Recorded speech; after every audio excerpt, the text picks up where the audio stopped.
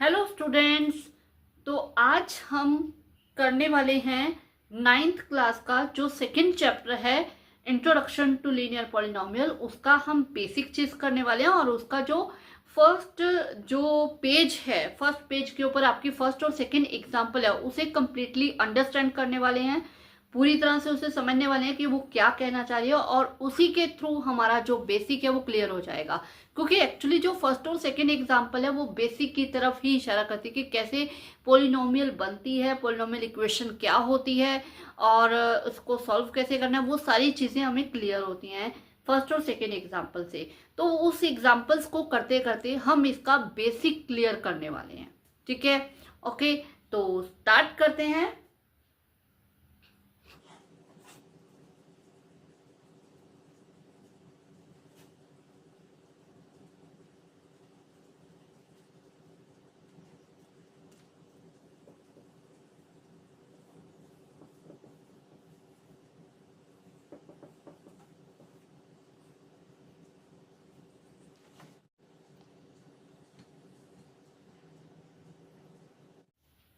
तो देखो, सबसे पहले इंट्रोडक्शन करने से पहले हमें ये पता होना चाहिए पॉलिनोमियल क्या होता है। वैसे जो पॉलिनोमियल क्या होता है वो हमें इन एग्जांपल्स में काफी क्लियर हो जाएगा, क्योंकि इन एग्जांपल्स को आपको कोई सम सॉल्व करने के लिए नहीं दिया गया है, एग्जांपल के थ्रू ही आपको समझाया गया है कि पॉलिनोमियल क्या होता है। तो हमें फर्स्ट और सेकंड एग्जांपल समझने से पहले थोड़ा सा हम पॉलिनोमियल का बेसिक कर लेते हैं, क्योंकि सबसे पहले हमें क्या पता होना चाहिए कि पॉलिनोमियल होता क्या है। देखो, हमने छोटी क्लासेस में 7th और 8th में किया है कि ये एल्जेब्रिक एक्सप्रेशन जो होते हैं, ये एल्जेब्रिक एक्सप्रेशन जो होते हैं वही एक स्पेशल टाइप के एल्जेब्रिक एक्सप्रेशन को पॉलिनोमियल बोल दिया जाता है। एल्जेब्रिक एक्सप्रेशन कौन से होते हैं? जिसमें कुछ इस तरह से अल्फाबेट और वेरिएबल वैल्यू, न्यूमेरिकल वैल्यू दोनों होते हैं, उसे हम एल्जेब्रिक एक्सप्रेशन कहते हैं। यानी कि उसमें अल्फाबेट्स होने चाहिए, और इन अल्फाबेट्स को, जैसे फॉर एग्जांपल मैंने ये इक्वेशन ली है, अब यहाँ पे आप देख सकते हो हमारे पास तीन अलग अलग चीजें हैं। मतलब जो एक्स है अल्फाबेट, इसे बोलते हैं वेरिएबल, और 7 को बोला जाएगा कोफिशिएंट, और जो 5 है इसे बोला जाएगा कांस्टेंट। अब बात ये आती है कि इसे वेरिएबल, इसे कोफिशिएंट और कांस्टेंट क्यों बोला जाता है। रट्टा नहीं लगाना है हमें कि हाँ इसे ये बोला जाता है, बस ये मन में बैठा लो और इसी तरह चलना है, ऐसा मैं बिल्कुल नहीं बोलूंगी। समझाने वाली हूँ आपको क्यों बोला जाता है। देखो, वेरिएबल का मीनिंग होता है चेंजेबल। चेंजेबल यानी कि जिसे चेंज किया जा सकता है। अब ये इक्वेशन है, मतलब ये एक पॉलिनोमियल इक्वेशन है, लीनियर पॉलिनोमियल इक्वेशन है। लीनियर क्या होता है मैं आगे बताने वाली हूँ, टाइप्स ऑफ पॉलिनोमियल में अभी आएगा। ठीक है, ये एक लीनियर पॉलिनोमियल है। इसमें आप देखो, अगर मैं x की वैल्यू 0 पुट कर दूं, पुट करना यानी कि x की जगह पे वो वैल्यू को रखना, जो आपके पास, जो भी आपके पास एक्सप्रेशन है। हाँ, एक चीज और, एक्सप्रेशन और इक्वेशन, इन दोनों में डिफरेंस में मोस्टली बच्चों को नहीं पता होता है, वो भी हम आज क्लियर कर लेते हैं। देखो, अगर आपके पास 7x + 5 = 12 है, इसमें आपके पास क्या है, एक इक्वल टू का साइन आ गया है। इक्वल टू यानी कि इक्वेशन, इक्वल टू का आ गया तो मतलब वो बन गई इक्वेशन। ठीक है, और जैसा कि हमने यहाँ पे लिया है, अगर ये इक्वल टू का साइन नहीं है, ओनली ये है, तो ये एक एक्सप्रेशन है। क्लियर हुआ दोनों में डिफरेंस, इक्वेशन एंड एक्सप्रेशन, ये बिल्कुल क्लियर रखना। ठीक है, और अभी हम बात कर रहे हैं एक एक्सप्रेशन की, सिंपल। ठीक है, तो यहाँ पे हमने x = 0 ले लिया। ठीक है, तो x = 0 हम अगर यहाँ पे पुट कर दे, मतलब जहां x है वहां 0 पुट करना है, बाकी सारा सेम रहेगा। 7 सेम है। अब 7 के साथ ये x मल्टीप्लाई में है। क्यों है मल्टीप्लाई में? ये हम 8th क्लास में पढ़ चुके हैं कि अगर हम 7 को x से मल्टीप्लाई करें तो वो 7x आ जाता है। अगर हम 7 को x से ऐड करें तो 7 + x रहेगा, लेकिन अगर मल्टीप्लाई करते हैं तो ये आ जाता है। तो यहाँ पे ये मल्टीप्लाई में हमें ये बात बिल्कुल क्लियर है। तो यहाँ पे मल्टीप्लाई में हम ले लेते हैं 0 प्लस 5, तो 7 इंटू 0 0 हो गया प्लस 5, यानी कि इसका आंसर आ गया 5। ठीक है, अब अगर हम x की वैल्यू 1 ले लेते हैं, 7 इंटू 1 प्लस 5, मैंने 7x की जगह 1 पुट कर दिया, तो ये आ जाएगा 7 प्लस 5 यानी कि 12। बता रही हूँ मैं ऐसा क्यों कर रही हूँ, बिल्कुल बता रही हूँ। एक बार जो मैं समझाना चाह रही हूँ, मुझे 2-3 रिजल्ट मुझे चाहिए, तभी आपको वो बात समझा सकूंगी। तो 2-3 रिजल्ट मैं आपके सामने लेकर आ रही हूँ। तो x की जगह पे -1 पुट कर दिया है, ये आ जाएगा -2। अब आप एक चीज ध्यान देना कि यहाँ पे 3 अलग अलग रिजल्ट निकले हैं सेम एक्सप्रेशन के। एक्सप्रेशन हमने चेंज नहीं किया, सेम रखा है, लेकिन हमारे पास रिजल्ट जो है 3 अलग अलग आए हैं। क्यों आए हैं? क्यों आए हैं? सेम एक्सप्रेशन के 3 अलग अलग रिजल्ट क्यों आए हैं? क्योंकि हमने 3 अलग अलग x की वैल्यूज पुट की है। किसकी वैल्यूज पुट की हैं? x की। क्या आप इस 7 की जगह -7 ले सकते हो? नहीं ले सकते। क्या आप 5 की जगह 2 ले सकते हो? नहीं ले सकते। ये क्या है? ये फिक्स्ड है। तो चेंज किसे कर सकते हैं हम? x को। तो इसलिए x को क्या बोला है? वेरिएबल या चेंजेबल। ठीक है, तो जब हम इसे चेंजेबल बोल रहे हैं, सिर्फ x ही चेंजेबल नहीं है, इसका मतलब ये बिल्कुल नहीं लेना कि x ही चेंजेबल है। ठीक है, x क्या है? एक फैशन है। ठीक है, हम हर अल्फाबेट को वेरिएबल बोलते हैं, जो भी हमें उसमें यूज करते हैं उसको, सारे अल्फाबेट्स को हम वेरिएबल बोलते हैं। ठीक है, तो यहाँ पे लेकिन x जो है एक फैशन हो गया है, एक हमारे पास ऐसा आ गया है कि ये हमें हमेशा एज इट इज ही, मतलब जब भी कोई जैसे दे रखा हो लेटर नंबर, तो फटाफट x ले लेते हैं। आप A B C U V W X Y Z कुछ भी ले सकते हो, लेकिन x एक फैशन की तरह हो गया, इसलिए ये लिया जाता है। यहाँ पे अगर 7U प्लस 5 आता तब भी हम उसे चेंज कर सकते थे। अगर आपके पास -7Z प्लस 5 आता तो भी आप z को चेंज कर सकते थे। मतलब बात सिंपल है, जो अल्फाबेटिकल वैल्यूज आती हैं तो उसे हम वेरिएबल बोलते हैं। क्यों बोलते हैं? क्योंकि हम चेंज कर सकते हैं। क्लियर हुआ?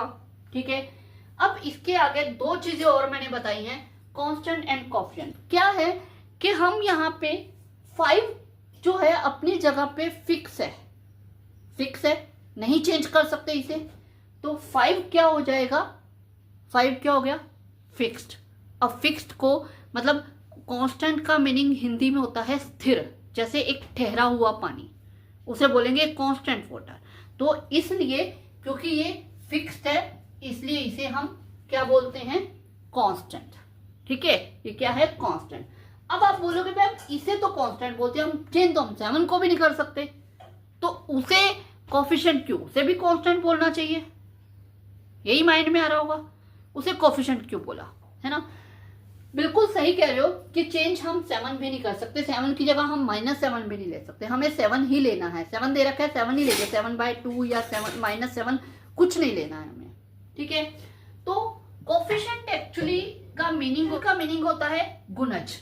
गुणज यानी मल्टीप्लायर, हिंदी में बोलते हैं गुणज और मल्टीप्लायर, यानी जो मल्टीप्लाई हो रहा है। अब जो ये 5 है, इसके ऊपर x को मैंने 0 पुट किया, वो फिर भी 5 रहा, x को 1 पुट किया फिर भी 5 रहा, x को -1 पुट कर दिया फिर भी वो 5 रहा।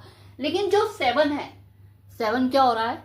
x की वैल्यू के साथ मल्टीप्लाई, यानी हमने 0 पुट किया वो 0 हो गया, 1 पुट किया वो 7 हो गया, -1 पुट किया तो नेगेटिव हो गया। किसका इफेक्ट आया?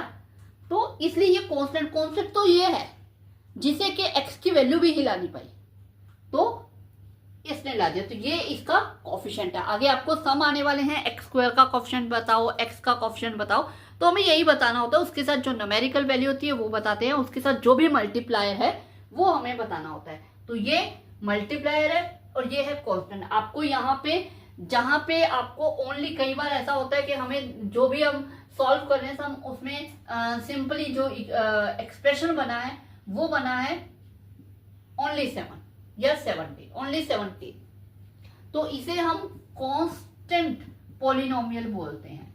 ठीक है, इसमें ऐसा नहीं है x नहीं है, वेरिएबल नहीं है, तो ये पोलिनोमियल कैसे हुआ। यहाँ पे भी x होता है और वो भी मैं आगे समझाने वाली हूँ।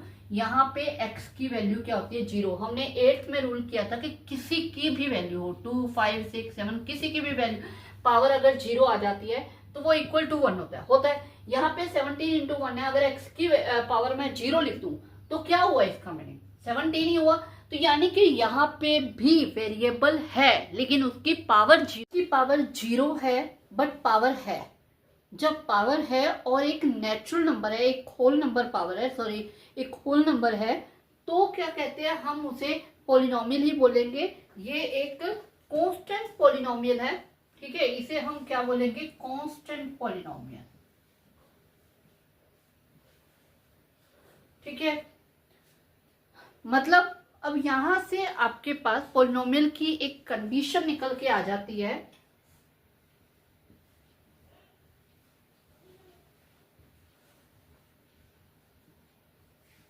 कंडीशन ऑफ पॉलिनोमियल वो आ जाती है, द पावर ऑफ वेरिएबल।